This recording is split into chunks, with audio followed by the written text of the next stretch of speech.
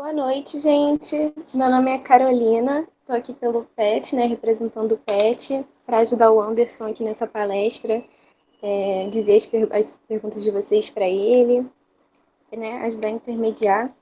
Eu agradeço muito a presença de vocês, principalmente do nosso palestrante, que disponibilizou um pouco do seu tempo para compartilhar suas experiências e seu conhecimento com a gente. Nós temos alguns avisos antes de começar. A gente vai disponibilizar no final da palestra um formulário para vocês preencherem e aí a gente vai mandar o certificado para vocês por e-mail.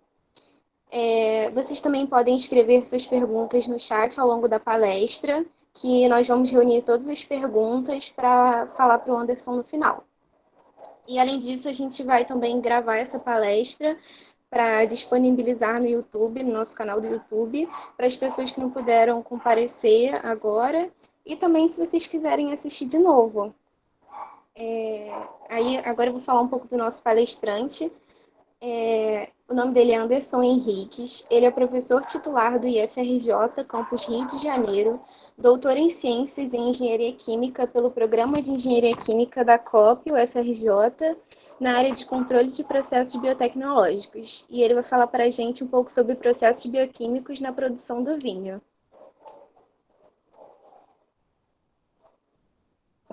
Boa noite, gente. Boa noite. Antes de mais nada, é um prazer estar aqui. Fico muito feliz pelo convite, principalmente vindo da Carol, que foi minha ex-aluna lá na escola, né? A gente chama de escola, o Instituto Federal do Rio de Janeiro. Fico feliz de poder falar um pouco desse assunto, de ver vários ex-alunos meus aqui também já. Então é sempre um prazer para a gente e poder compartilhar um pouco do que a gente sabe, e principalmente quando a gente tem pessoas queridas para poder compartilhar.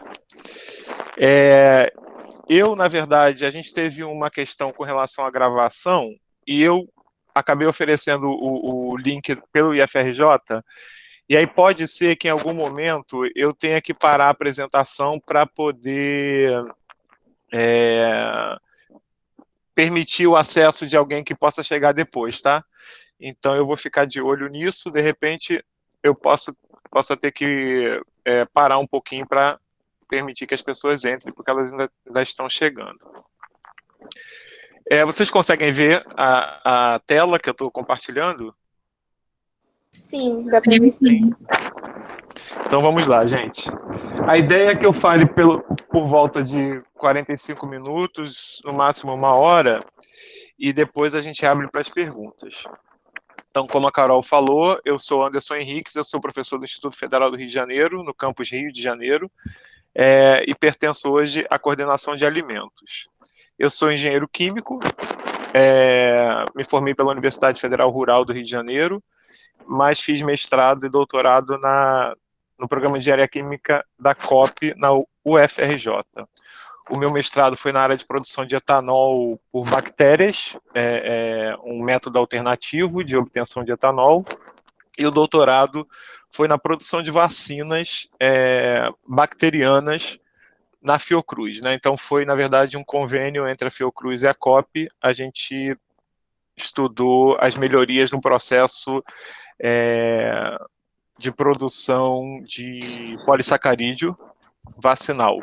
São vacinas bacterianas que são obtidas por meio de fermentação, e a gente utilizou métodos de modelagem, simulação e controle e otimização de processo. Bom, a ideia hoje é falar um pouquinho do processo de produção de vinho, mas eu não sou especialista em vinho, sou especialista em processos biotecnológicos, né, em bioprocessos, mas a ideia é principalmente mostrar para vocês, como estudantes, a grande maioria da engenharia química, um pouco das principais diferenças, né, e isso vai ficar bem claro nesse tipo de processo, de um processo que a gente chama de processo químico e um processo que a gente chama de um processo bioquímico, que tem muitas características inerentes e importantes e que dão esse tipo de processo vantagens na maioria das vezes, mas podem ter outras etapas um pouco mais complexas que a gente pode chamar, não sei se de desvantagem, mas um pouco de inconveniente, ou pelo menos a gente precisa de uma expertise um pouco maior. Bom, o vinho, todo mundo conhece, ele é uma bebida que está aí no nosso cotidiano, ele é uma bebida que é apreciada mundialmente, é uma bebida fermentada, considerada estimulante, já foi considerada por Pasteur a bebida mais higiênica e saudável de todas, por muitas das suas características. Ela é originalmente uma bebida alcoólica obtida da fermentação natural do suco de uva. Né? Quando a gente diz aí natural, é porque inicialmente ela foi obtida por um acidente, na conservação, ou na verdade na conservação do suco de uva, né? No armazenamento do suco de uva, ocorreu a fermentação natural por leveduras que estavam na própria casca da uva, que modificaram as características do suco de uva, levando então o aparecimento de uma nova bebida. Então, essa fermentação inicialmente era natural, porque não se sabia o que estava acontecendo, obviamente, porque não havia tecnologia, já que a gente está falando de uma bebida que é conhecida desde a antiguidade. Né? Então, tem muita coisa envolvida em relação ao vinho, historicamente falando. Como eu já disse, é uma bebida que inicialmente ocorreu por acidente e acontecia de forma natural. Bom, a partir do século XX surge, então, como ciência, a enologia. Então, a enologia seria a ciência que trata do vinho do ponto de vista de sua preparação, da sua conservação e dos elementos que o constituem. Então, na verdade, a enologia seria o estudo do vinho, não só da produção, mas desde a obtenção desse vinho, desde o cultivo da uva, e depois também que o vinho é engarrafado e que segue para o consumo. A enologia também trata das características do vinho do ponto de vista de consumo do vinho. Né? Então, é uma ciência bastante ampla que tem o intuito de estudar o vinho desde a plantação da uva, o estudo de solo, de clima e a influência disso sobre as características da uva, passando pela produção, a vinificação, que a gente chama, e depois o consumo e as características da bebida propriamente dita. Bom, aqui é uma ideia para a gente, uns gráficos para a gente ter ideia do mercado mundial de vinho. Hoje são dados de 2018, dados mais recentes. A gente tem como principal produtor de vinho no mundo a Itália, seguida da França e da Espanha. Esses três países são responsáveis por metade da produção mundial de vinho e são seguidos pelos Estados Unidos. Aí a gente destaca dois países da América do Sul, Chile e Argentina, que tem uma parcela importante na produção de vinho mundialmente. O Brasil, apesar de estar aumentando a sua produção, a gente tem, digamos, uma colaboração pequena na produção mundial. Em 2020, é interessante falar que, talvez em função da pandemia, houve um aumento do consumo de vinho, já que no nosso país é costume beber vinho em casa. Então, a impossibilidade das pessoas saírem, por exemplo, para beber cerveja, irem aos bares durante o ano passado, acabou aumentando o consumo de vinho no país, e porque isso também está relacionado com o fato das pessoas estarem em casa, muitas pessoas decidiram cozinhar, então há uma cultura de harmonização, né, de escolher um vinho para beber junto com uma comida, etc. Então houve um aumento dessa produção, e a gente teve aí quase que o aumento de uma garrafa per capita no ano de 2020.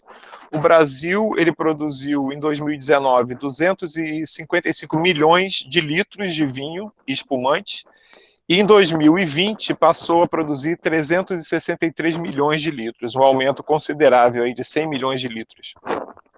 Mas ainda assim, o Brasil tem uma produção pequena em relação a outros países.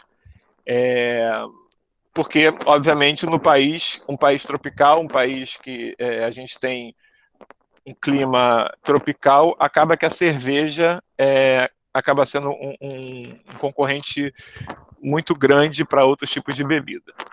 Aqui, esse quadro de baixo, é interessante a gente ver o consumo, né? Esse quadro aqui, essa pizza, fala da produção. Aqui é o consumo mundial.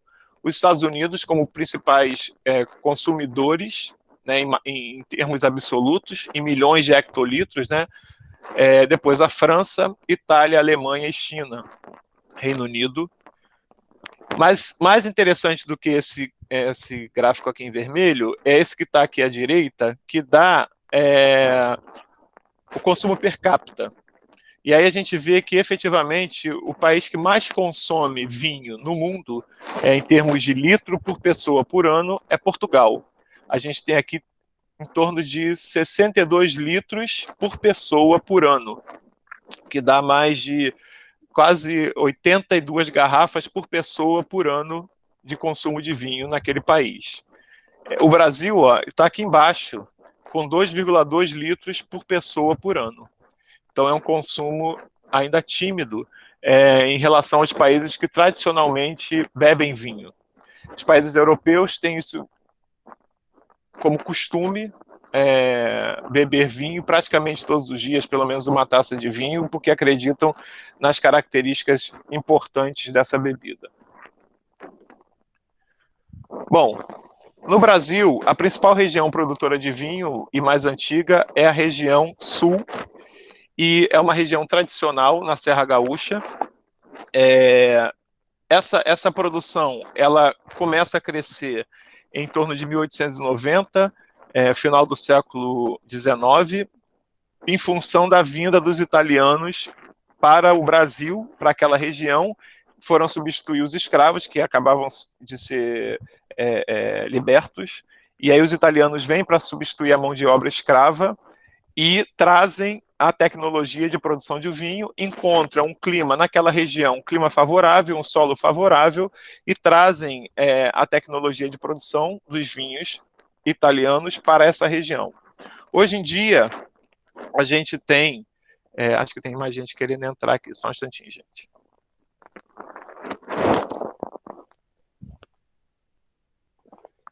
Voltando.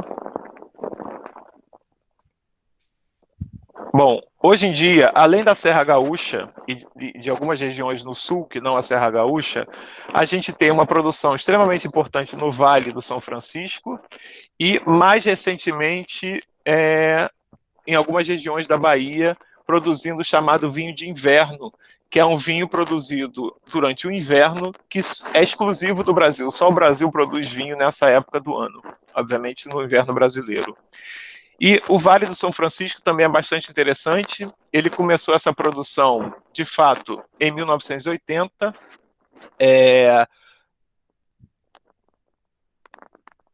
Essa produção de vinhos nessa região, a partir de 1980, passa a ser mais importante, através de convênios com a Embrapa, né, e que vai desenvolvendo novas tecnologias. Essa região é uma região interessante, de certo modo, em função da temperatura. A gente está falando de vinhos tropicais, né, de temperaturas completamente diferentes das regiões produtoras de vinho na Califórnia ou na Europa, e aí traz para o vinho características também diferentes. É uma região em que você tem duas épocas de poda e duas épocas de colheita, certo? O que também existe praticamente nessa região. E aí a gente passa a ter vinho produzido praticamente o ano inteiro e suco de uva também, o que não é uma coisa comum, né? Por exemplo, esses países maiores produtores de vinho na Europa, eles só produzem vinho uma determinada época do ano, né? E só fazem uma poda e uma colheita. Obviamente que isso tem algumas vantagens em relação ao Vale do São Francisco, mas a alta temperatura também acaba trazendo algumas desvantagens, que a gente vai falar um pouquinho mais à frente. Bom, Antes de falar do processo em si, vamos lembrar de algumas características e classificações do vinho. O vinho ele pode ser classificado de diversas maneiras. A gente pode ter uma classificação que está relacionada diretamente com a classe. Então, a gente tem os chamados vinhos de mesa. Os vinhos de mesa eles têm teor alcoólico entre 10 e 13 graus de Gay-Lussac. Não sei se vocês já ouviram falar em graus Gay-Lussac, mas seria uma medida de porcentagem volume por volume, né? Então a gente está dizendo aí algo em torno de 10 ml de álcool etílico, de etanol, por 100 ml de solução ou por 100 ml de vinho, né? De 10 a 13. Esse seria o teor alcoólico dos vinhos de mesa. Esses vinhos eles podem ser divididos entre vinhos finos, que são aqueles obtidos por só permitir a entrada de outra pessoa aqui. São vinhos que são obtidos com as chamadas uvas nobres, que são as uvas vitiviníferas, tá? São aquelas mais conhecidas. Eu acho que vocês, quem consome vinho, ou quem pelo menos compra ou já ouviu falar, sabe que a gente, ao comprar o vinho, geralmente ele tem no rótulo o nome da uva. Né? Então, por exemplo, vinho Cabernet Sauvignon, Merlot, Malbec, são as variedades de uvas através das quais esses vinhos foram obtidos. Né? Então, essas uvas, geralmente são as uvas vitiviníferas, são vinhos de maior qualidade. Existem os vinhos especiais, que a gente tem uma mistura entre uvas vitiviníferas e uvas híbridas ou americanas, e os vinhos comuns, que são predominantemente de variedades híbridas. Bom, a gente tem o vinho leve, que tem um teor alcoólico mais baixo. A gente tem os espumantes, que são vinhos que passam por uma segunda fermentação, que dos mais conhecidos a gente tem o champanhe, de maneira geral a gente chama de espumante. Champanhe é aquele produzido na região de Champagne, na França. Esses vinhos passam por uma segunda fermentação alcoólica que vai promover a liberação de gás carbônico ou na garrafa, que é o processo mais antigo, ou no barril, né, através de controle de pressão naquele ambiente. Então, você tem uma segunda produção de CO2 dentro da garrafa ou no barril de forma controlada, e aí você tem uma retenção do CO2 nas garrafas, e a gente acaba tendo esse vinho chamado de vinho de espumante. O Brasil, principalmente naquela região do Vale São Francisco, e também lá na Serra Gaúcha, produz espumantes que são conhecidos cada vez mais do ponto de vista internacional e de boa qualidade. Temos os vinhos chamados fortificados, que são aqueles vinhos que têm um teor alcoólico bastante alto, cuja fermentação alcoólica é interrompida pela adição de aguardente de vinho, que tem um teor alcoólico também bastante elevado. Então, o fato de você adicionar etanol em um determinado ponto da fermentação alcoólica, você cessa a fermentação, porque tem muito álcool e as leveduras não conseguem crescer. E vinhos compostos, quando você tem adição de alguma coisa nesse vinho, e vinhos licorosos, são aqueles vinhos obtidos através de uvas de colheita tardia. As uvas de colheita tardia apresentam teor de açúcar maior, acabam gerando, então, uma quantidade maior de etanol também, e, por características do processo, acaba ficando um vinho de um mosto mais concentrado e mais licoroso, que são utilizados justamente normalmente como aperitivo e para serem degustados, por exemplo, como aperitivos ou até mesmo com sobremesas. Dos mais famosos de vinhos licorosos que a gente conhece são os chamados vinhos do Porto, produzido em Portugal, na região do Porto de Portugal. Acho que tem mais algum colega querendo entrar. Vamos lá.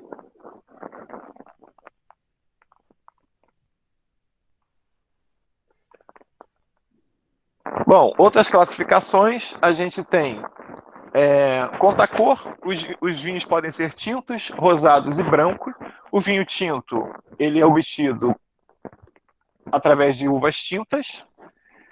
O vinho rosado seria uma mistura que pode ser obtida, pode ser um vinho obtido ou por fermentação com uva tinta, com pouco contato com a casca, ou pela mistura de vinho branco e tinto. O vinho branco ele pode ser obtido tanto de uvas brancas ou uvas tintas, desde que você retire a casca, porque o que dá cor ao vinho, na verdade, é a maceração da casca, que tem na sua composição os compostos fenólicos que são responsáveis pela cor do vinho e pelo sabor característico do vinho tinto.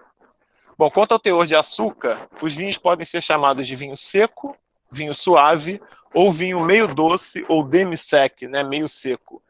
Essa relação, na verdade, ela tem uma relação direta com concentração de açúcar, mas também está diretamente relacionada com teor alcoólico, porque uma coisa está diretamente ligada à outra. Porque o etanol, o álcool no vinho, ele é obtido pela fermentação natural ou pela fermentação através de leveduras do açúcar presente na uva, no suco de uva, que vai ser metabolizado e transformado em etanol. Então, o açúcar, frutose, glicose, ela seria o nosso substrato ou reagente, digamos assim, o nome mais comum, que vai ser transformado por ação da levedura em etanol. Então, uma coisa está diretamente relacionada com outra. Quanto mais açúcar eu tenho no suco de uva, mais etanol eu posso ter no vinho ao final. Se sobra muito açúcar, significa que esse açúcar não foi transformado em etanol. Então, os vinhos suaves, eles vão ter em torno de 2% de açúcar residual e vão ter um teor alcoólico mais baixo. Os vinhos secos, eles vão consumir praticamente todo o açúcar disponível, tendo no máximo 0,5% de açúcar no final, e como consequência a gente vai ter um vinho de maior teor alcoólico, um vinho mais seco. Bom, aqui são exemplos de uvas, as mais conhecidas, usadas para produção de vinho tinto, e as uvas brancas, geralmente utilizadas para a produção de vinhos brancos e espumantes. Essas uvas, elas são chamadas de uvas, não são chamadas de uvas de mesa. As uvas de mesa são aquelas que a gente consome in natura. As uvas para vinho são uvas que são cultivadas com esse objetivo, e por isso tem características diferentes daquelas que a gente consome no dia a dia. Tá? Características essas que estão relacionadas com, basicamente, a quantidade de açúcar, a concentração das substâncias presentes, o teor de algumas substâncias que vão ser importantes na fermentação, porque quando a gente come uma uva, a gente não tem problema, por exemplo, dela ter pouca fonte de nitrogênio, o que não é o objetivo nosso ao consumir uma uva, mesmo que ela seja utilizada, por exemplo, para a produção de suco. Mas quando ela vai ser utilizada para a fermentação alcoólica, é preciso que, além do açúcar, que vai ser transformado no etanol, existam na sua composição outras substâncias que serão importantes no metabolismo da levedura. Então, a levedura, para crescer naquele ambiente, ela precisa ter alguns nutrientes, alguns sais, algumas fontes, por exemplo, de nitrogênio, fontes de carbono, fontes de fósforo e outros nutrientes e micronutrientes, além de características também que são importantes nessa uva, como a acidez, a presença de certos ácidos que vão dar ao vinho a característica final dele. Então, produzir uva para consumo direto, in natura, é completamente diferente de de produzir uva para a vinificação, ou seja, para a obtenção de vinho. Bom, a uva, é importante a gente ter uma ideia da composição da uva, porque, como eu já falei, a uva ela vai dar ao vinho a qualidade final. Digamos que de 70% a 80% da qualidade final do vinho está relacionada com a qualidade da uva. E os outros 20%, 30% a 20%, tem relação com a enologia, ou seja, com o processo efetivamente de transformação do suco de uva no vinho. É claro que o enólogo, o responsável pela obtenção do vinho, ele pode interferir, e é importante que ele interfira, porque também não adianta ter uma uva de qualidade se você não consegue ter um processo de vinificação que seja bem controlado. Mas se você tiver uma uva de baixa qualidade, é certeza que o seu vinho vai ser de baixa qualidade. Então, é importante que essa uva tenha características propícias à obtenção de um vinho de qualidade. Então, a característica da uva, a safra da uva, né, vai determinar, por exemplo, o preço do vinho. Então, existem vinícolas que, a depender do ano em que a colheita foi feita, e aí se mede as características da uva daquele ano, você vai obter vinhos que, naquele ano, por exemplo, serão vinhos com capacidade de envelhecimento, vinhos que podem ser armazenados por mais tempo e que vão trazer ao produto final uma qualidade diferenciada que vai dar àquele vinho, por exemplo, um preço elevado. Né? Então, nem sempre, mesmo as mesmas vinícolas, pode ser que tenha anos que produzam vinhos que devem ser consumidos jovens e tenha anos que produzam vinhos que podem ser produzidos para envelhecimento, chamados vinhos de guarda. Então, a uva, perdão, ela é basicamente composta pelo engaço, que seria a parte herbácea da uva, né, que dá sustento aos grãos de uva, que é o que a gente chama de uva efetivamente, né, ou baga. O engaço é o que a gente chama de galho, né, o cacho da uva, o galho da uva. E o grão de uva, ele é composto de película ou casca, 92% ou entre 83% e 92% é a polpa, certo? E, além disso, a gente tem as sementes.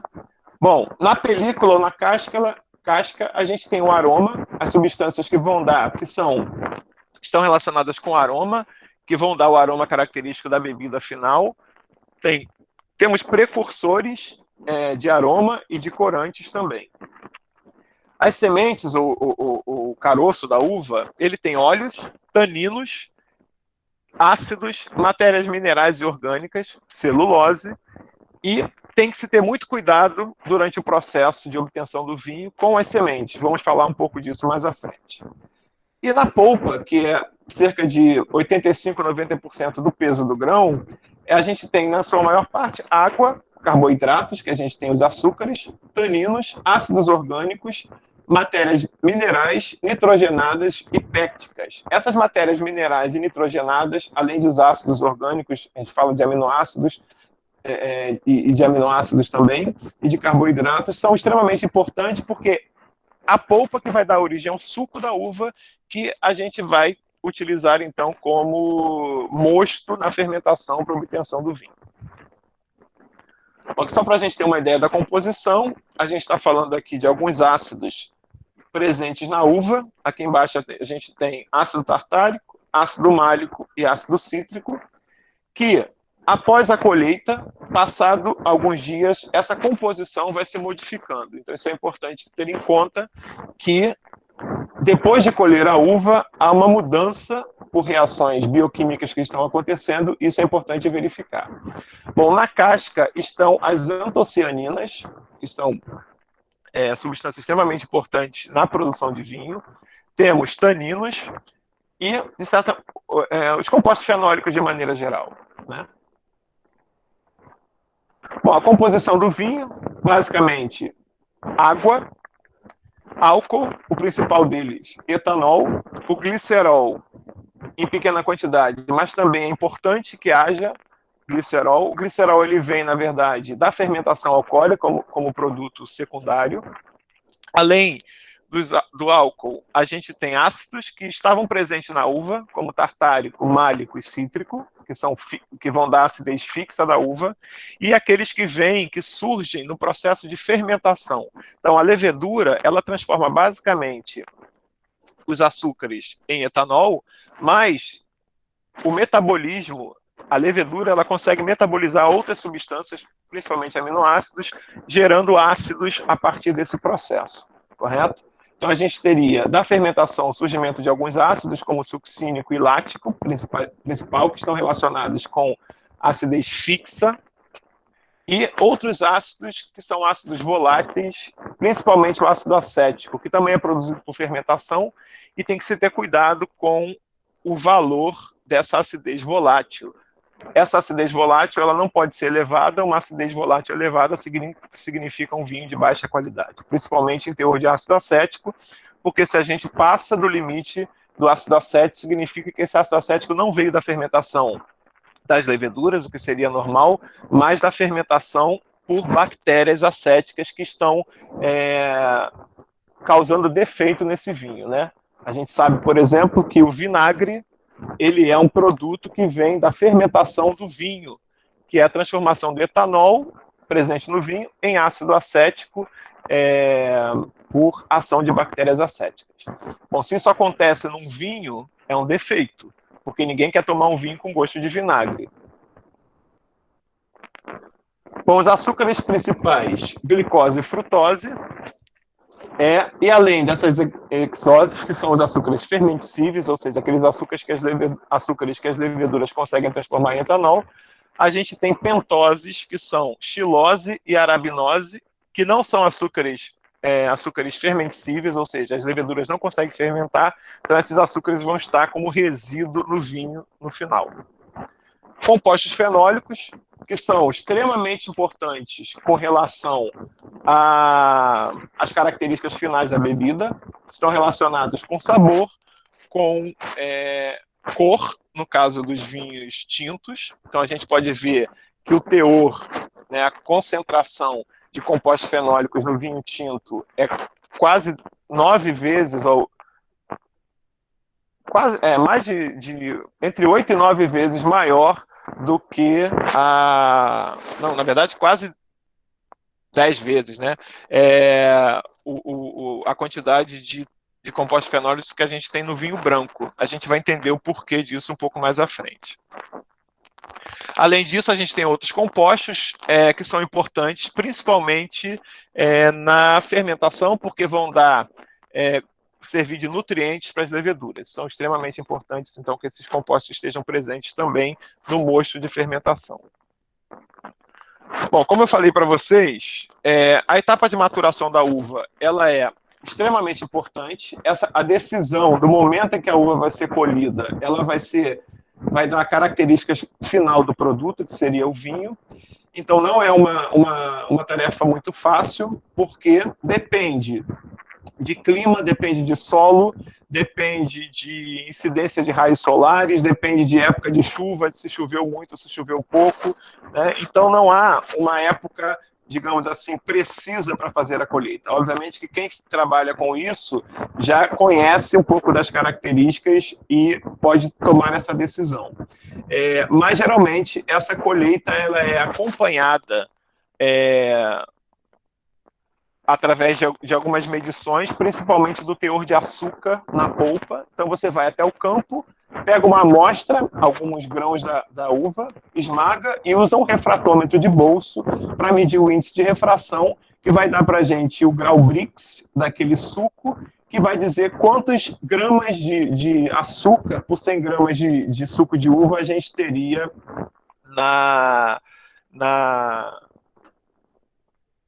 no vinho, certo? Ou no suco de uva, perdão.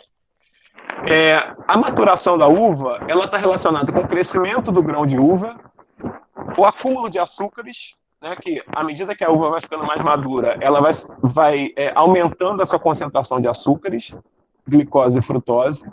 A diminuição da acidez, uma coisa está relacionada com outra, porque esses ácidos, eles também estão envolvidos na transformação, na fisiologia, na transformação, então, desses ácidos em açúcares, eles são intermediários nesse processo, então, à medida que o açúcar aumenta, a acidez diminui. Evolução dos compostos fenólicos, que são importantes, como eu já falei, as antocianinas e taninos na composição final do vinho, e acúmulo de minerais e substâncias nitrogenadas, esses importantes como nutrientes na fermentação alcoólica.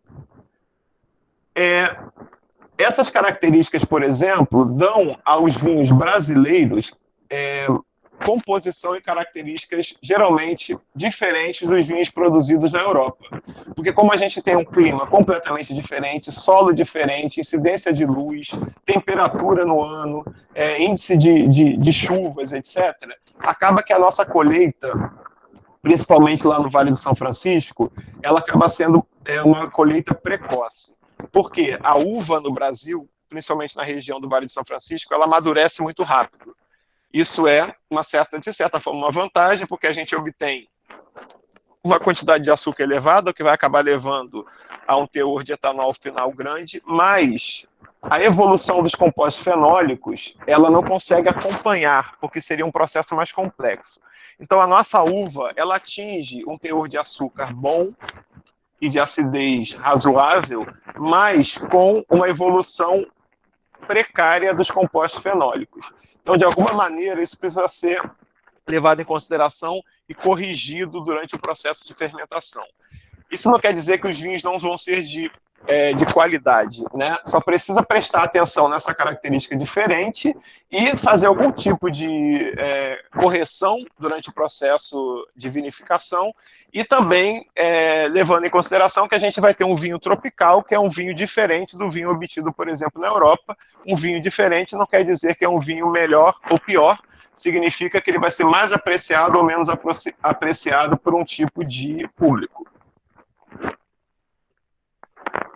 Aqui é só para a gente ter uma ideia do que acontece durante a maturação da uva. A gente tem inicialmente uma quantidade de glicose quase o dobro de frutose. À medida que a uva vai amadurecendo, a gente vai basicamente para uma quantidade 1 para 1, mas com um pouco mais de frutose do que glicose. Eu não sei se alguém pediu para entrar e eu não prestei atenção. Acho que não.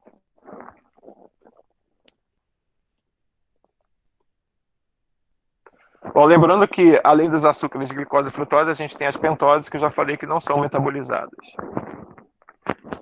Bom, gente, só voltando com relação à maturação da uva, é importante a gente lembrar que é o seguinte: existe um tempo certo de fazer a colheita, porque é preciso que tenha bastante açúcar para que, ao final, a gente tenha mais etanol. Mas a gente não pode passar do ponto, porque se a gente passa do ponto, começa a ter um processo de apodrecimento dessas uvas. E, obviamente, quando a gente diz que a uva está apodrecendo, ela começa a ter a formação de substâncias que, ao acumularem na própria uva, quando a gente esmagar essa uva para obter o suco, essas substâncias vão estar na composição do vinho, o que vai ser desagradável. Então, é preciso ter o tempo certo, correto, para que essa colheita seja realizada. Tá? Aqui a gente tem um diagrama de blocos, eu vou passar por ele rapidamente, porque depois a gente vai falar de cada uma das etapas, porque às vezes eu acabo me empolgando e falando de cada uma delas aqui, e depois quando eu vou passar os slides eu já falei tudo. A gente já falou da colheita, a recepção e pesagem. Isso é importante, obviamente, porque a gente precisa saber a quantidade de suco de uva, porque é ela que vai determinar as quantidades das outras coisas que vão ser adicionadas no processo, né? Quanto de fermento vai se adicionar, quanto de metabisulfito, que seria um sanitizante, se eu vou ter que corrigir acidez, corrigir quantidade de açúcar, tudo vai ser em função do peso da quantidade de suco que a gente vai ter. A primeira etapa é o desengace, que é a retirada do engaço, passa pelo esmagamento. Esse esmagamento ele tem que ser de forma controlada, ele não pode ser, você não pode pressionar muito essas uvas, porque ao pressionar as uvas você acaba esmagando também o caroço. E eu falei para vocês que o caroço tem óleo, ele tem umas substâncias que são resinosas e vão trazer ao vinho, se você esmagar com uma pressão muito elevada, vão trazer ao vinho um sabor desagradável ao final. Então, esse esmagamento precisa ser feito de forma controlada. Bom, a etapa de sulfitagem do mosto, que é a adição de SO2, que pode ser SO2 líquido, ou metabisulfito de potássio, que vai liberar SO2 no mosto, né? O mosto, a gente está falando aqui, é o meio de cultura, é o suco da uva. Esse SO2 ele tem o objetivo, basicamente, de controlar o crescimento de micro-organismos não desejáveis. Então, ele vai selecionar os micro-organismos que são benéficos na fermentação daqueles que não podem estar ali. Bom, após a sulfitagem, a gente tem a fermentação tumultuosa ou exponencial, é o momento em que a levedura está crescendo e produzindo etanol e CO2.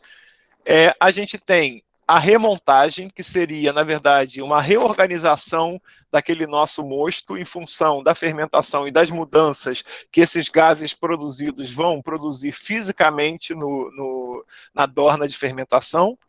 Depois, a gente tem a fermentação alcoólica acontecendo junto com a fermentação chamada malolática, que é uma fermentação importante, principalmente quando a gente está falando de vinho tinto, que é a transformação do ácido málico, que era aquele ácido que existia lá na composição da uva, em ácido lático. Essas bactérias láticas presentes na própria uva, elas promovem essa fermentação que vão trazer ao vinho características de maior palatabilidade, né? Porque o ácido málico, além de ser um ácido facilmente metabolizável, ele traz ao vinho um sabor menos interessante. Então, quando a gente transforma esse ácido málico em ácido lático por ação dessas bactérias, o sabor do vinho melhora. Bom, após a fermentação malolática, uma nova sulfitagem, para evitar que essas bactérias que foram importantes nessa etapa continuem atuando. A gente tem as trasfegas, que seriam processos de retirada da borra, do resíduo que fica ali turvando o vinho. Vamos falar um pouco sobre isso. Etapa de envelhecimento, que não está presente em todos os vinhos, a etapa de filtração, engarrafamento e armazenamento. Vamos falar de cada uma delas agora. Bom, a colheita, já falei para vocês a importância. A colheita também chamada de vindima. Já falei para vocês que tem uma enorme influência sobre a característica final do vinho, por isso é importante prestar atenção no tempo em que essa uva vai ser colhida.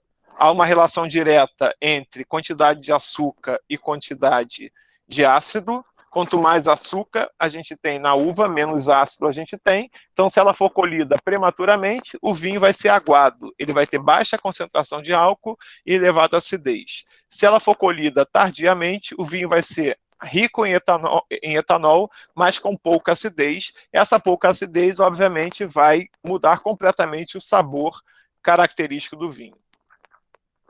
Então, clima e solo são os principais fatores que influenciam nesse tempo de colheita. O transporte e recebimento também precisa prestar atenção, porque a uva, logo após ser colhida, ela precisa ser transportada e armazenada. Geralmente, isso é feito a baixa temperatura para que evite a oxidação e também evitar o esmagamento precoce dessas uvas, porque se você esmaga essas uvas no transporte, você rompe a película, a polpa ela já é exposta a micro-organismos que estão presentes no ar, por exemplo, que vão começar a promover reações que vão alterar as características da uva e da qualidade do vinho no final. Então, elas precisam ser processadas imediatamente, como eu falei, em condições higiênicas, obviamente. Isso aí é básico numa linha de produção de vinho. Deve-se evitar que os equipamentos estejam, por exemplo, contaminados por micro-organismos que não fariam mal para a gente, né? Que a gente até pode ter contato com eles, mas no caso da produção de vinho, eles vão metabolizar substâncias e vão levar a formação de outras substâncias que vão mudar completamente a característica do vinho. Bom, a primeira etapa aí, a gente tem o desengace, que é a separação do cacho, do galho da uva, dos grãos, efetivamente. Então, o desengace, geralmente, ele é feito através de máquinas que a gente chama de desengaçadeira, não é feito manualmente, obviamente, a não ser que seja uma produção artesanal.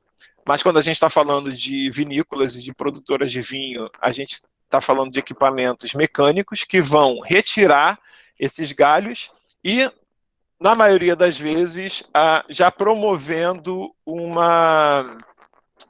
esmagamento prévio da uva. Esse engaço precisa ser retirado porque Ele é um material herbáceo, né, que vai ter gosto característico desse tipo de material. Todos nós aqui, quando vamos comer uva, a gente come o grão da uva, mas a gente não come o galho, porque a gente sabe que tem um sabor desagradável. Então, se a gente deixa isso no processo de fermentação, o que vai acontecer? Além dele absorver etanol, ele vai liberar água para o meio também.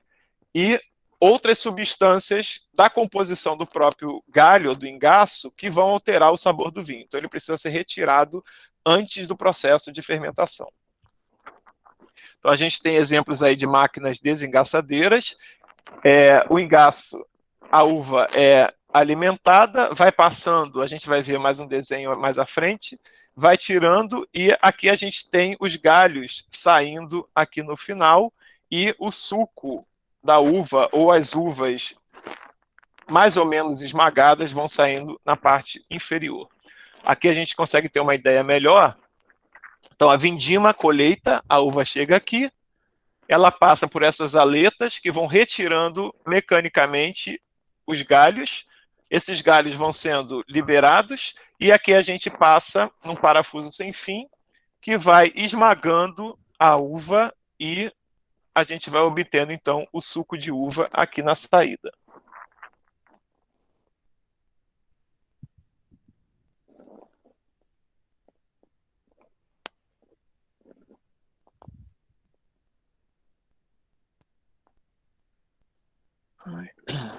Bom, a etapa de esmagamento ou prensagem, isso aqui é típico e característico. Algumas regiões do sul do país, por exemplo, que são típicas de produção de vinho, vocês certamente já ouviram falar de festa da uva, festa do vinho, em que a gente tinha o esmagamento no pé, né? Então as mulheres esmagavam e, obviamente, eram escolhidas porque sabiam fazer esse esmagamento de forma com que essas uvas fossem esmagadas, houvesse a liberação do suco, mas não houvesse o esmagamento da semente também, porque liberaria substâncias que dariam ao vinho características desagradáveis.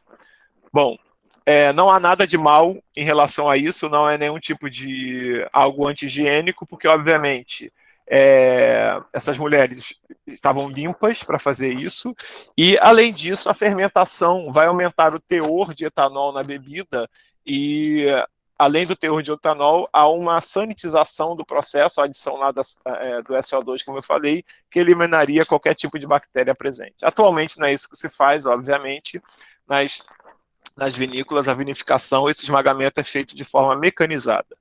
Então, a gente tem algumas máquinas que vão aumentar um pouco a pressão. Quanto maior essa pressão, menor vai ser a qualidade do vinho, né? Um vinho que é esmagado, que obtém um mosto de esmagamento com pressão controlada, é chamado vinho de lágrima, que é quase que a pressão da própria uva vai esmagando e liberando um vinho que seria um vinho de maior qualidade. Quando a gente aumenta muito a pressão, isso pode liberar algumas substâncias, óbvio, principalmente aquelas que vêm da semente, que vão mudar um pouco o sabor final do vinho. Aqui a gente tem um exemplo de esmagamento pneumático feito por ar, né? Ar comprimido. Bom, com relação à produção de vinhos brancos e vinhos tintos, há uma diferença básica. Aquele fluxograma ou diagrama de blocos que eu mostrei para vocês, de maneira geral, ele serve para os dois tipos, mas os vinhos brancos, eles vão apresentar uma característica diferente dos vinhos tintos. Os vinhos brancos, eles são geralmente mais fáceis de serem produzidos. Por quê? Porque, como a gente retira a casca, a fermentação ela é feita sem casca, porque o que dá a característica do vinho tinto são as substâncias corantes presentes na casca da uva. E essas substâncias, como eu falei para vocês, por exemplo, elas estão diretamente relacionadas com o tempo de colheita, com a colheita feita no tempo propício, com o solo, com o clima, tudo isso vai influenciar na composição desses compostos fenólicos, né? Na concentração deles, no teor mais ou menos tanino, mais ou menos antocianinas, etc. Então, se a gente não precisa dessas substâncias em grande quantidade na característica final do vinho, eles acabam sendo mais fáceis de serem produzidos porque a gente não precisa prestar muito atenção nisso. Então, por exemplo, aquela questão que eu falei para vocês, que às vezes num clima como no Brasil, um clima tropical, em que a uva ela vai ficar madura mais rápido e acaba que a evolução dessas substâncias fenólicas não acompanha, a gente pode ter alguns problemas com relação ao vinho tinto, que a gente precisa prestar mais atenção, né? Que não aconteceriam com o vinho branco. Então, basicamente, a diferença do vinho branco para o vinho tinto é que o vinho branco ele é fermentado sem a casca e o vinho tinto ele é fermentado com a casca. E além do fato de você ter as substâncias, é preciso que você controle o tempo em que o mosto vai ficar em contato com essas cascas, macerando.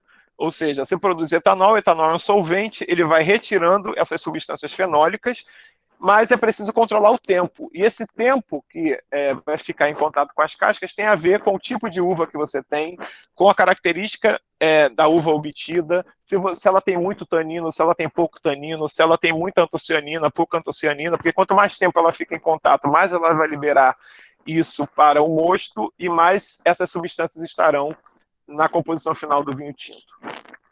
Então, a sulfitagem, já falei para vocês, o sulfito, o anidrido sulfuroso, ou o SO2, ele é sequestrante de oxigênio, é um redutor forte, então ele controla a quantidade de oxigênio no meio, então evita a oxidação de muitas substâncias presentes no mosto, no suco de uva, então o contato com oxigênio, se fosse um contato, se eu tivesse uma quantidade muito grande de oxigênio, ele ia promover reações de oxidação no próprio suco de uva que ia mudar as características.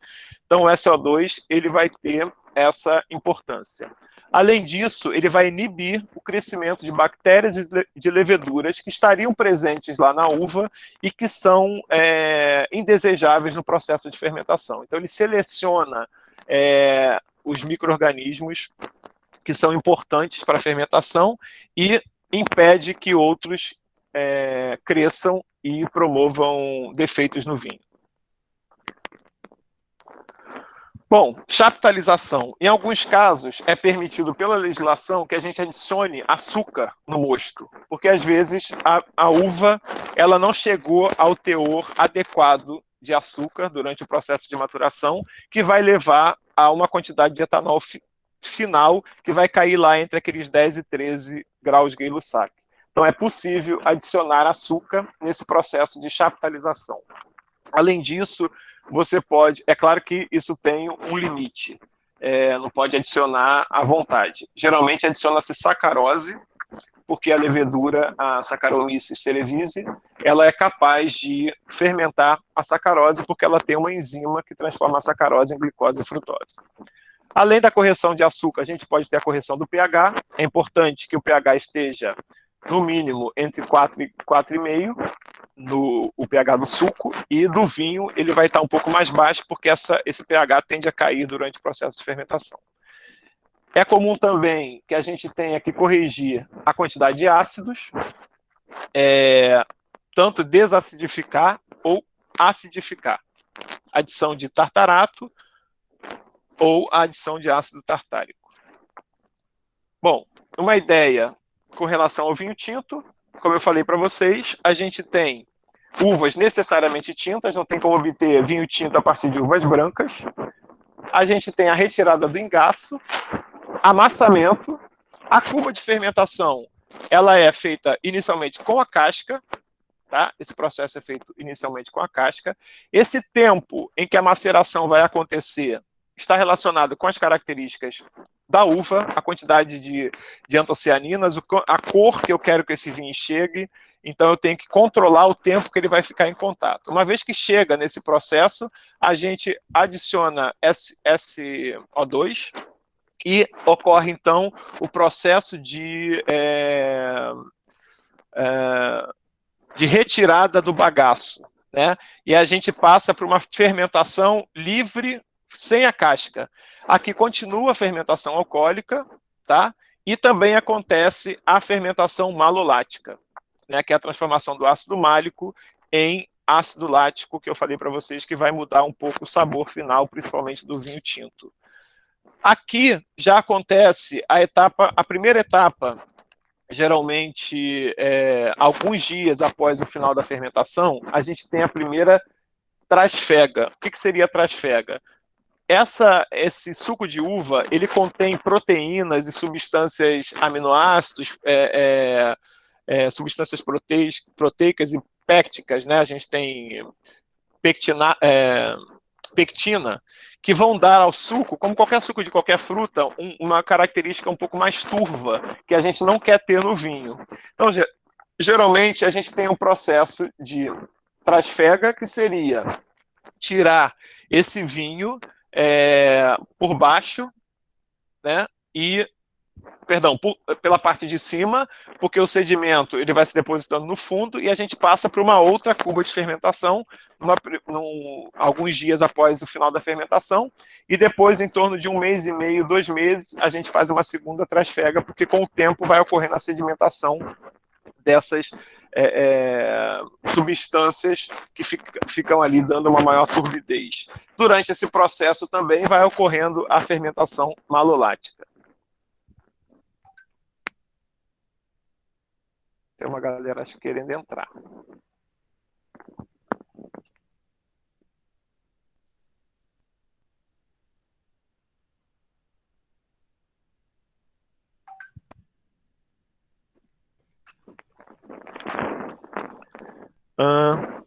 Bom, falei para vocês já essa questão da maturação, que seria o contato da casca com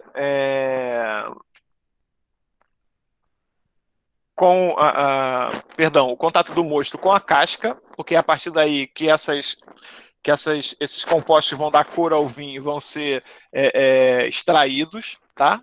Depois vem a fermentação tumultuosa, então aquela fase exponencial em que haverá a produção de CO2. Essa produção de CO2, o que vai acontecer? Vai acontecer um processo que a gente chama de formação do chapéu.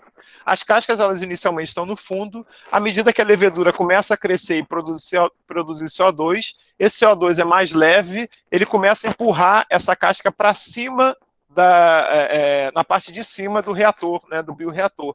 E aí, o que vai acontecer? Principalmente quando a gente está falando da produção do vinho tinto, essas cascas que deveriam estar em contato com o mosto, justamente para acontecer a maceração, elas acabam ficando na parte de cima, e isso vai trazer uma dificuldade ao processo. E aí é que entra o que a gente chama de remontagem do vinho, que seria a recirculação do mosto sobre o chapéu. Então, a gente retira o mosto pela parte de baixo e vai recircular, ele vai caindo pela parte de cima novamente, como se fosse um chuveiro, né, quantas vezes for necessária para promover essa homogeneização. Então, o objetivo é manter o contato do mosto com as cascas, homogeneizar, controlar a temperatura, porque o processo de fermentação é um processo exotérmico, ele libera calor. Então, se a gente tem um chapéu formado pela casca, a gente tem ali como se fosse um isolante térmico que impede o contato do mosto com o ar, por exemplo, e impedindo a troca de calor. E aí você vai aumentando a temperatura do mosto e, obviamente, a temperatura ela precisa ser mantida abaixo de 30, abaixo de 28, no caso de uvas tintas, e no caso de uvas brancas não teria esse problema porque as cascas não estariam presentes. E também, porque se esse chapéu ficar na parte de cima, o contato dele com o ar vai acabar desenvolvendo micro-organismos aeróbios, principalmente aqueles que são produtores de ácido acético. Então é preciso que haja uma recirculação. Aqui só para vocês terem uma ideia do que eu acabei de falar. Então o vinho é retirado por baixo, aqui tem o bombeamento, vai recirculando e ele é jogado em cima do chapéu. Esse chapéu é formado pela casca. As cascas vão subindo em função da alta produção de CO2 pela fermentação. Tá? Isso aqui no início também é importante porque promove uma certa aeração. Só esse fato de você retirar e recircular e aqui aspergir aqui o vinho, ele já entra em contato com a atmosfera e ele vai solubilizando um pouco mais de oxigênio. Por quê? O oxigênio aqui dentro ele diminuiu em função da adição do SO2, o que é importante, a gente não pode ter muito oxigênio. Mas à medida que a levedura cresce, ela consome praticamente esse oxigênio que já é pouco e que é importante para o crescimento dela. Então é preciso também haver uma recirculação para aumentar um pouco mais a concentração de oxigênio, pelo menos nesse início.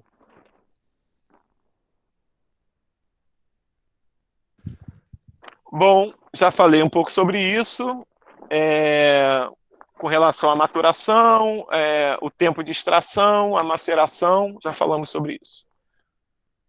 O vinho tinto, é preciso que ocorra a descuba, que a descuba seria aquela etapa em que você controla a retirada do mosto para que ele deixe de ter contato com a casca. A fermentação, ela pode ocorrer em tanques de aço inox ou em tanques de madeira. Obviamente, se ela ocorre em tanques de madeira, como o etanol é um solvente, ele vai trazer substâncias dessa madeira que vão alterar o sabor do vinho. Isso não é ruim. Alguns vinhos são feitos já com esse objetivo, né? Eles podem acontecer a fermentação nos barris de madeira, como o envelhecimento também. Aqui a gente tem as dornas de fermentação, ou os fermentadores de inox. A gente tem que eliminar micro-organismos indesejados, aí a gente faz a sulfitagem.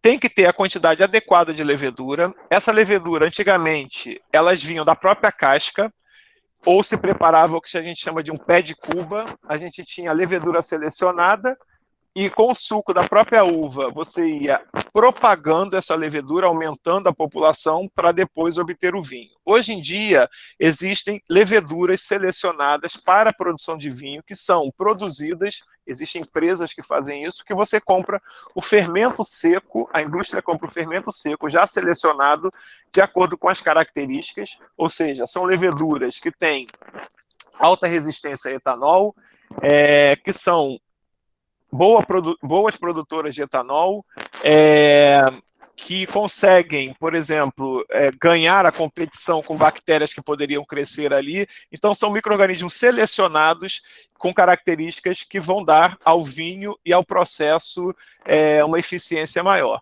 A gente não pode, por exemplo, a mesma espécie de levedura, o mesmo gênero de levedura que a gente utiliza para fermentar pão, para a gente obter cerveja ou qualquer cachaça, né? É a mesma que a gente obtém vinho, mas é claro que a gente está falando de cepas diferentes, ou seja, que vão ter características diferentes que vão estar melhor adaptadas para qualquer uma das condições. Se eu pegar fermento Flashman, fermento que a gente compra na padaria, e colocar um suco de uva em casa, eu obtenho vinho no final, porque esse fermento, essa levedura, ela vai ter o equipamento enzimático capaz de transformar glicose e frutose em etanol. Mas todas as outras substâncias que são importantes na qualidade final do vinho não vão estar em quantidades que vão dar uma característica final ao vinho, uma característica importante para esse vinho. Tá? Durante a fermentação é preciso ter um controle rígido de temperatura. Essa temperatura não pode passar nunca de 31, porque as leveduras passam a não ter atividade, elas não fermentam acima de 31. Geralmente, as fermentações tintas, elas começam a 20 graus e vão aumentando gradativamente, porque o aumento de temperatura ele é importante também, porque a extração dos componentes da casca acaba se tornando mais eficiente a uma temperatura um pouco mais elevada, mas, por outro lado, uma temperatura mais elevada acaba gerando um vinho com perfume e com menos corpo, com menos perfume e menos corpo. Então, isso precisa ser controlado durante o processo. Começa a temperatura baixa, eleva um pouquinho, depois diminui, nunca deixando passar de 31. Por isso é importante aquele processo de remontagem para homogeneizar e liberar calor. A interrupção da fermentação pode ser feita de algumas maneiras, com a adição de SO2 ou metabisulfito e adição de vinhos doces com suspensão com álcool. Bom, os agentes de fermentação principalmente as leveduras do gênero Saccharomyces, basicamente Saccharomyces cerevisiae, mas a gente pode ter outras que estão ali presentes na própria casca da uva, já falei sobre isso. Bioquimicamente falando, a fermentação seria a transformação da glicose em etanol, por meio de várias reações de oxidação, que vão levar a glicose a 2 mols de ácido pirúvico, que depois, por descarboxilação, a gente tem a formação de etanol. Então, a estequiometria seria, para cada mol de glicose, 2 mols de etanol, 2 mols de CO2 são produzidos. Bom, durante a fermentação, além de CO2 e energia, calor, a gente tem compostos secundários que também vão ser importantes, tanto no processo em si, como na característica e na qualidade final do vinho. Fermentação malolática, já falei para vocês, que é a transformação do ácido málico em ácido lático, que principalmente para o vinho tinto é importante que aconteça porque melhora o sabor. Ela é promovida por bactérias láticas que vão estar presentes na própria casca da uva. No caso do vinho branco, essa fermentação não é tão importante. Em alguns casos, de vinhos brancos e vinhos espumantes, a gente nem quer que aconteça essa transformação, porque o ácido málico, diferente do vinho tinto, o ácido málico no vinho branco pode trazer algumas características que estão relacionadas com a preferência do público que que consome vinho branco, vai dar um frescor maior, uma característica diferente. Agora, se for o caso, se quiser que ocorra, geralmente tem que adicionar a bactéria lática, porque como a gente tira a casca, a concentração de bactérias láticas depois da adição de SO2, de sulfitagem, etc., vai ter muito baixa na fermentação de vinho branco. Bom, após a gente tem a estabilização biológica do vinho, a redução da acidez total. Já falei para vocês que o vinho ele tem que ter um pH maior do que 3,4. Isso ajuda na conservação do vinho. A temperatura também tem que estar em torno de 18 a 20 para o crescimento e maior que 22, no caso do vinho tinto. E deve haver um controle rigoroso da acidez volátil. A acidez volátil está relacionada com ácido acético. Se ela aumenta demais, significa que esse vinho está tendo influência de outras leveduras ou de bactérias acéticas.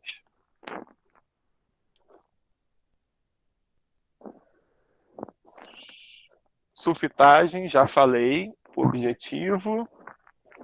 As trasfegas também seria aquela etapa que a gente precisa fazer a transferência do vinho para novas cubas, para começar o depósito e a retirada do contato, porque existe um momento após a fermentação, é preciso tirar o vinho do contato com a lama que se forma no fundo. Essa lama tem resíduos de casca, leveduras que cresceram ali, compostos, substâncias que tem enxofre, por exemplo, e outras substâncias e outros elementos que, se ao ficar em contato com esse vinho, esse vinho começa a trazer para a sua composição essas substâncias que estão presentes nessa lama. Então é preciso retirar o vinho do contato com essa lama que se forma após a fermentação, que é composta basicamente de leveduras e de bactérias láticas que vão promover defeitos se não forem retiradas.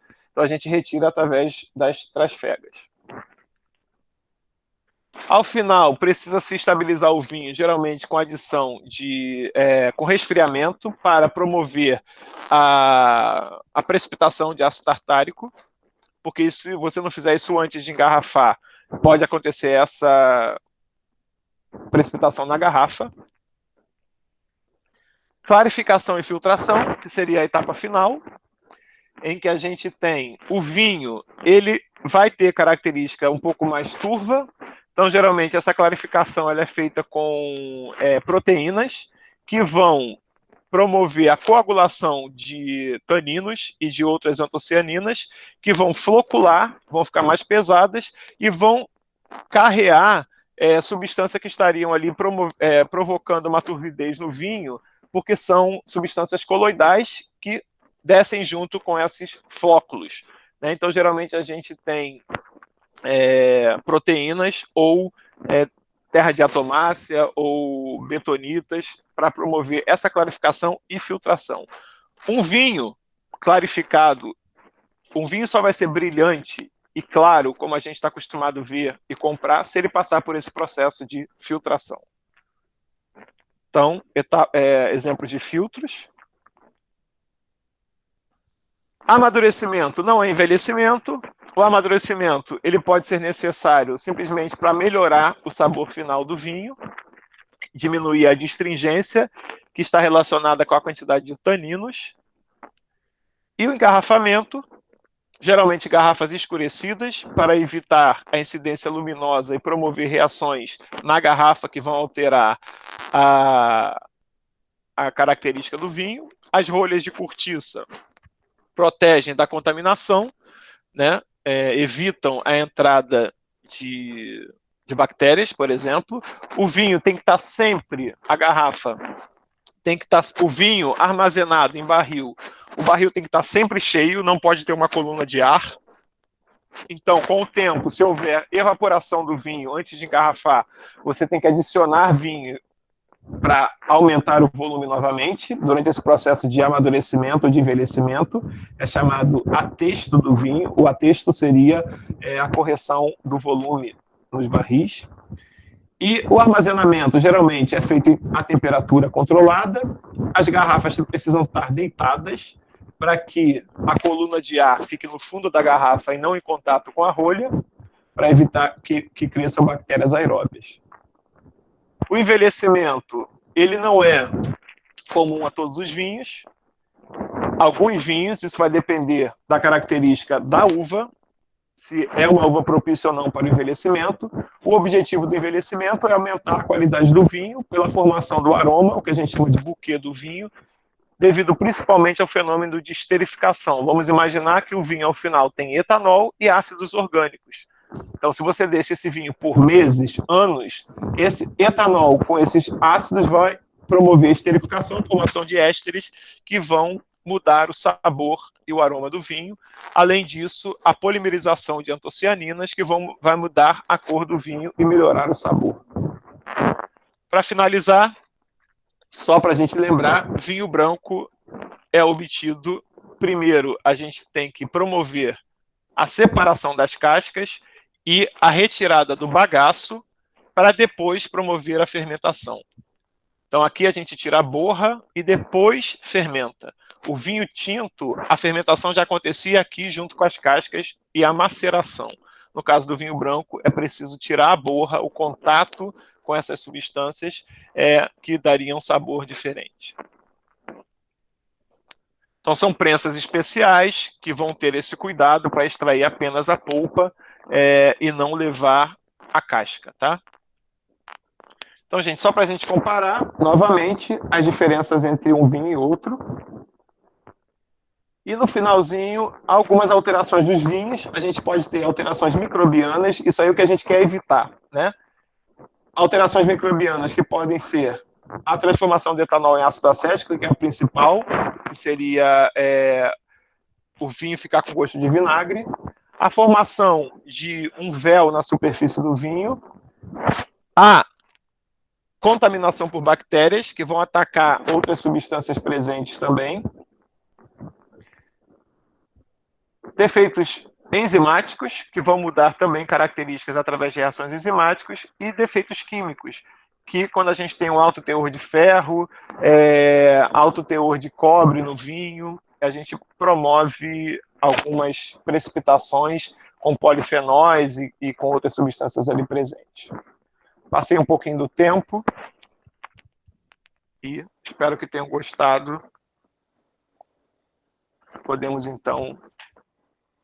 Obrigada, professor. Foi ótima a apresentação. Tenho certeza que todo mundo gostou da sua aula.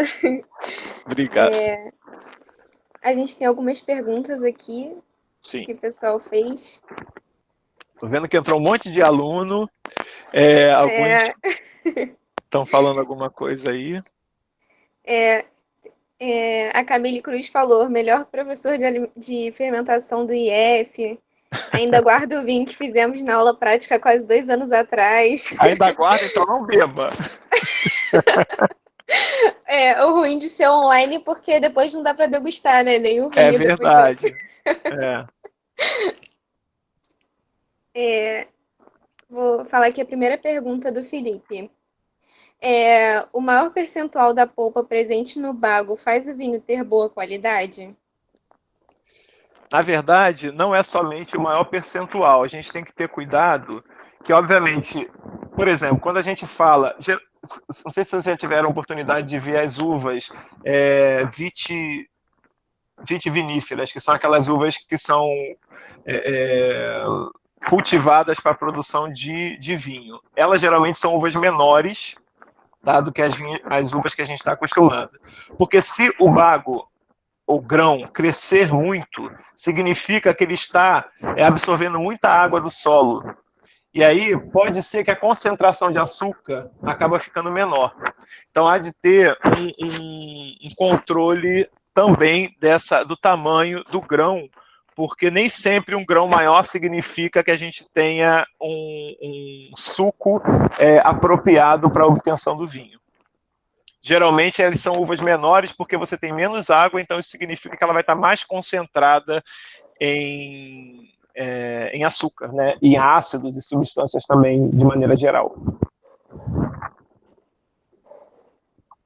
Quais os fatores do processo produtivo que classificam a qualidade do vinho? Bom, durante o processo, você diz a vinificação, o que a gente chama de vinificação seria efetivamente a transformação do suco em vinho, né? Antes de mais nada, fatores importantes. Antes da vinificação, a própria maturação da uva é essencial. A qualidade da uva, a característica da uva, que tipo de uva você tem, né? Isso não sei se está falando do processo efetivamente da vinificação ou do processo de maneira geral, mas vou responder de maneira geral. A qualidade da uva, ou seja, a composição dessa uva, que vai estar diretamente relacionado com a composição final do vinho. O tempo de colheita, em que momento ela vai ser colhida. O transporte, evitar que essa uva seja rompida no transporte, porque seria exposta a micro-organismos e poderia oxidar. Durante o processo, importantíssimo, a temperatura ser controlada, a acidez, né, o pH do processo. No caso dos vinhos tintos, o tempo do contato da fermentação com as cascas, né? Então você precisa conhecer a composição da sua uva em termos de antocianinas, taninos, etc., para saber quantos dias a fermentação com casca precisa acontecer e depois quantos dias a fermentação sem casca. Então, basicamente, seria isso.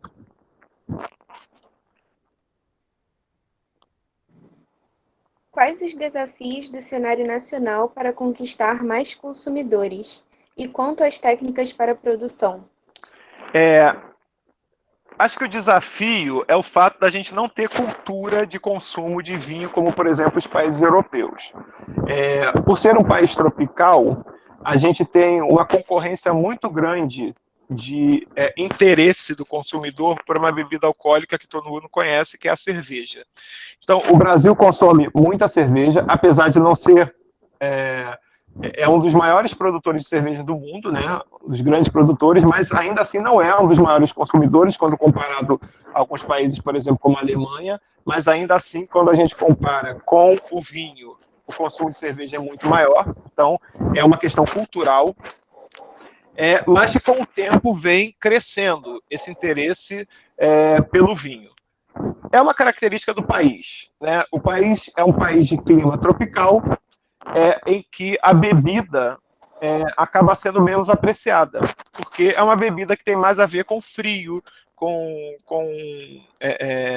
épocas mais frias do ano, por exemplo. Então, acaba sendo mais apreciada em regiões do país, como, por exemplo, a região sul, em outros lugares que tem uma temperatura mais amena, mas é uma questão de cultura, porque a gente também pode aprender a tomar o vinho, um vinho tropical que vai ter características mais relacionadas com a nossa a nossa realidade, certo? E quanto às técnicas para a produção, existem muitos estudos que possibilitaram, por exemplo, que com o tempo, além da Serra Gaúcha, que apresenta características bem semelhantes a alguns lugares em que o vinho era produzido, por exemplo, na Europa, com o tempo, né, a partir de 1980, por exemplo, a gente tem vinícolas em regiões que eram impensáveis. Então, o desenvolvimento de tecnologia, por exemplo, existe uma parte da Embrapa que é direcionada pura e simplesmente para o vinho, né? A chamada Embrapa Vinho, que você tem pesquisa e desenvolvimento para determinar as características e as técnicas de produção, tanto de produção como de vinificação, que vão aproveitar as características do nosso solo e do nosso clima em determinadas regiões do país, e também pensar em novas técnicas de colheita, novas técnicas de cultivo e de obtenção do vinho de acordo com as nossas condições.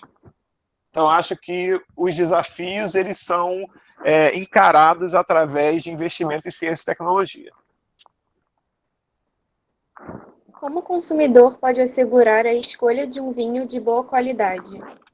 Bom, é preciso ter um conhecimento básico e também ser apreciador de vinho, né? Existem, por exemplo, alguns cursinhos básicos, né? Porque assim, isso tem muito a ver com análise sensorial, né? Que tem a ver com o gosto do consumidor, que pode gostar de um vinho mais seco, um vinho mais suave, um vinho mais frutado, um vinho mais amadeirado, né? Então, isso vai de gosto pessoal, né? Mas um vinho de qualidade, primeiro você tem que saber se a vinícola é uma vinícola de qualidade. Do ponto de vista de qualidade sanitária, eu acho que não precisa ter essa preocupação com os vinhos produzidos em qualquer lugar do mundo, né? Se for um vinho produzido numa vinícola, ela vai ter certamente que passar por condições de controle sanitário, né? Por órgãos que estão responsáveis por isso. Agora, do ponto de vista de qualidade, de sensorial, de sabor do vinho, né? De aroma, etc., aí depende, porque se você vai saber muito fácil pelo preço do vinho. Quanto mais caro, geralmente é um vinho que vai ter uma qualidade maior, com uma característica melhor. Mas isso não como é que se diz? Condição sine qua non, né? Não quer dizer, um vinho um pouco mais barato não é um vinho de baixa qualidade. Entendi. Há alguma forma de se acelerar o envelhecimento do vinho? Porque alguns levam tantos anos. Não. Na verdade, o que você pode fazer é consumir um vinho mais jovem, mas sabendo que ele não vai ter um sabor tão apurado quanto um vinho mais envelhecido. Acelerar não há, porque é um processo muito lento. A ideia e a importância, o interessante, é que são reações em que você não consegue interferir muito. Justamente por isso, por elas serem reações bioquímicas naturais que vão acontecendo com o tempo. E isso é que vai dando ao vinho uma característica importante que a gente não conseguiria obter de forma artificial. Existe algum equipamento que nos auxilie a medir os níveis de açúcar no mosto? Sim, existem vários. Durante o processo de fermentação, a gente vai acompanhando a densidade. Com o tempo, ela vai diminuindo, tanto porque a gente está diminuindo o teor de açúcar, como a gente está aumentando o teor de etanol, que é mais leve do que a água. Então, essa densidade vai diminuindo. Então, nos fermentadores, a gente tem densímetros. E antes da fermentação, por exemplo, para saber o tempo propício para a colheita, a gente usa refratômetros.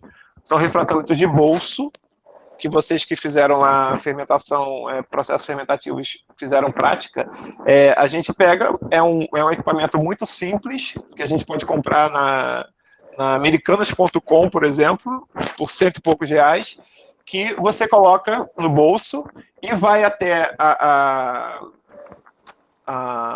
vinícola, por exemplo, o lugar onde você tem as parreiras, pega uma uva, esmaga essa uva para ter o suco, coloca naquele equipamento e olha contra a luz, ele vai te dar o teor em Brix, ou graus Brix, que é, na verdade, a quantidade de sólidos solúveis na solução por 100 gramas de solução. Então, geralmente, a uva está boa para colheita quando a gente tem em torno de 20 a 25 graus Brix. Entendi. Essa era até a próxima pergunta também. Quais os testes são feitos para saber se a uva está boa para colher? Mas já respondeu, né? Geralmente açúcar, mas também pode ter algum teste de acidez, se for o caso. Entendi. Deixa eu ver se tem outra pergunta. Sabe dizer como é retirado o etanol do vinho sem álcool, de modo que o aroma do vinho não se perca? Vamos imaginar. Geralmente, a gente tem processos de evaporação controlada, né, ou passar por algumas colunas para retiradas de adsorção, para retirada desse etanol.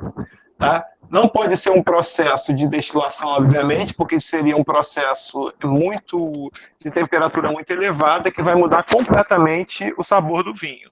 Então precisa ser algum processo que retire o etanol, porque ele é volátil, né? Então você precisa ter alguma coisa que faça esse etanol evaporar, mas sem que seja uma temperatura muito elevada, porque senão você muda completamente. Tanto é que, por exemplo, a pasteurização do suco de uva não pode ser feito justamente por isso. A gente tem uma sanitização química e nunca algum processo térmico para eliminar contaminantes.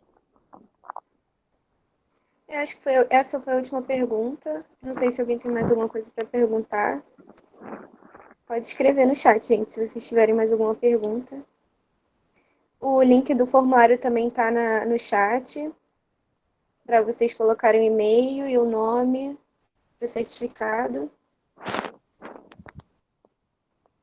É só isso mesmo. Estão agradecendo a palestra, falando que foi Obrigado. ótimo. Eu também adorei. A gente queria agradecer de novo a sua presença, foi muito bom mesmo. A gente Tá bom, aprendeu bastante, com certeza. tá bom. Eu queria também tirar um print pra Sim. gente postar depois.